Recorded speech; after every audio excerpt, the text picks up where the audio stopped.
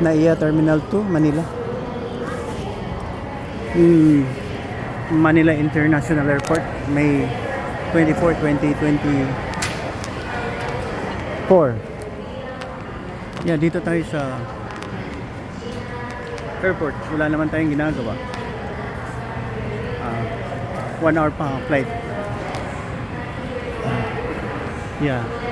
Naalala ko lang, I remember na nung araw na sumasakay kami ng eroplano sa Surala, South Cotabato, papunta labas ng Mindanao. 70s yun eh. Ano pa kami, naninigarilyo sa loob ng naninigarilyo kami sa loob na eroplano. Yabang-yabang. Yabang-yabang talaga. Hindi maalis yung kayabangan ng tao eh. Yan. Kaya mabunti na ngayon.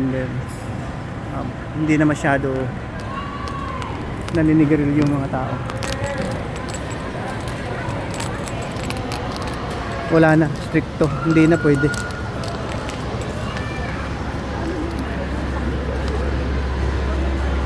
Excuse.